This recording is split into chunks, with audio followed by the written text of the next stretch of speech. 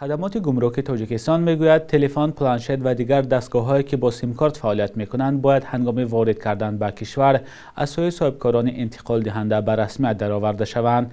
در پاسخ رسمی خدمات به رادیوی آزادی آمده است اگر خود شهروندان تلفن را وارد می‌کنند باید خودشان تلفن را به رسمیت درآورند. مسئله ثبت ایمه و پرداخت مبلغ گمرک برای تلفن‌ها دوام یک ماه اخیر به موضوع بحث در تاجیکستان تبدیل شده است. ساکنان میگویند مقامات با فرستادن پیامک از آنها طلب دارند که برای قید تلفنشان مبلغ سپارند، حالانکه به گفته ساکنان این تلفن‌ها را از مغازه‌ها در تاجیکستان خریده بودند. خدمات گمرک گفته است ساکنان باید هنگام خریداری تلفن از مغازه‌ها پرسند که آیا آن به رسمیت درآورده شده است یا نه. در مسئله چقدر بودن مبلغ ثبت تلفن، خدمات گمرک نوشته است برای به رسمیت گمرکی درآوردن تلفن‌ها 15% ارزش مال و 10% خراج گمرکی باید سپاریده شود.